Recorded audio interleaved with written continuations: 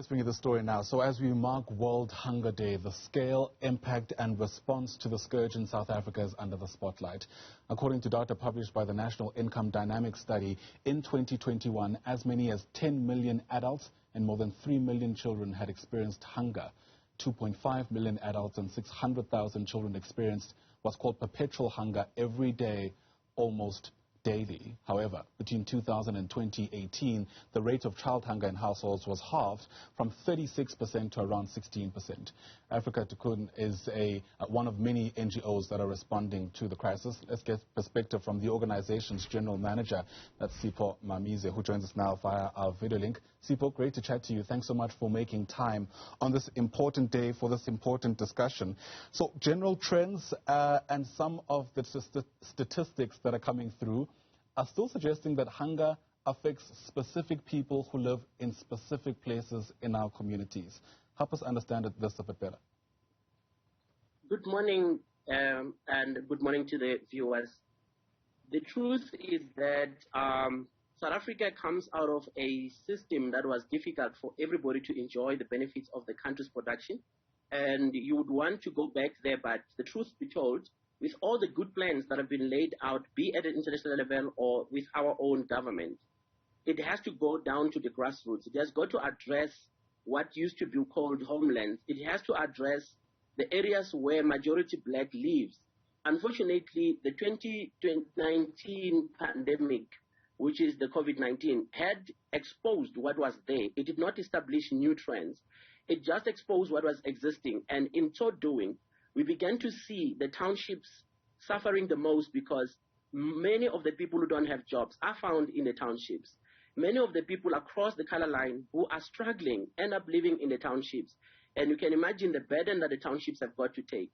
There is no amount of planning that I would place into the local government to say, if you planned it this way, you would have this kind of influx. So it has to be everybody getting their hands on deck to say, how do we move towards food security for all?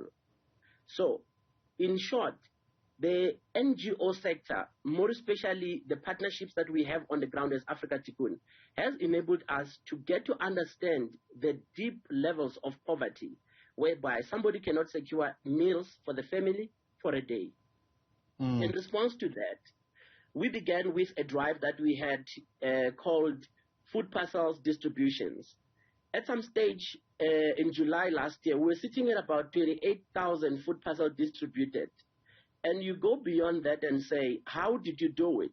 We had to establish networks of people with common or similar objectives, using mostly our value system that we make decisions based on.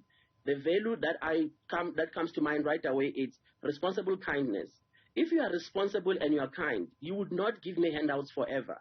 You've got to change and say, how do we start teaching the young people where food comes from? And we began with what we call agripreneurship, where we teach and share knowledge that we have and our partners have on how to grow backyard vegetables. Is that enough? Yeah. Not at all. But it begins to shape the thinking to say, if we teach the young people where does food come from, maybe we can start having advocates who challenge the government to support them to produce their own food. I mean, help us place World Hunger Day in a context where so much has been said around there being enough food in the world, but there not being enough political will to ensure that the food gets to the people who need it the most. Is that an accurate reading of the lay of the land as we try to make sense of the fact that even 10 million adults have experienced hunger in the past week? Yes, it is a perfect picture of where things are. The heartbreaking thing in Africa, or for Africans, is that if you look at our net exporting of food or food items that we really export, you wonder why. And you look at the food that we are importing, it's the same food that we produce. The question is, do we have capable leaders who have been hungry before, who understand what it means to have extended families, who understand the fact that one salary of one person feeds so many, not in the context of us going to elections, not in the context of us having to recruit people to vote for us, in the context of Ubuntu, in the context of saying, It is not good for me to have gluttonous amounts of food when I know my neighbor is starving. What happened to the fact that we used to say a child is raised not by a family but by a village? We live in a global village. What happened to sharing? And these are the issues that mostly affect children. And those particular children that are being affected grow into adults believing that the world is mean, the world is you get what you get and you go on. You look at the numbers in South Africa that are growing daily, that of the people that will not have a meal today, and you look at the amount of food that the country produces, it doesn't match. Somehow we need to get to a situation where we ask each other a simple question: where are we going? Yeah. How are we going to get there? With who? Some of the stats might give some kind of answer to that question around where we're going. We're told that, child hunger in some households halved from about 36% to about 16%. And I guess different studies will say different things. In my mind, it's a step in the right direction. The question becomes, are we moving fast enough? That's the question that has to be answered. How do we accelerate that which we have? We've got excellent plans. We've got excellent pockets of people who are doing great in this country. Do we have an opportunity to just share what we have, see where we're going? And I believe if that we extend what we have or extend the basket of what we have by sharing, share the knowledge, share the skills, and share the food that is available. Because even if we share the food that is available, we're going to change the picture at all. Speaking about changing the picture, do we have the full picture when we speak about world hunger? In my mind, again, it's very difficult not to see hunger outside of the other injustices that are committed the world over. In our country, it's no coincidence that the face of hunger, I'm sorry to say, is largely black, largely poor, and largely from a township, and that cannot be seen outside of our history. Well, we got to where we are as a country in 1994, where we began to vote. By the way, I was not able to vote. I was still young. But I had to do something. What is it that I did?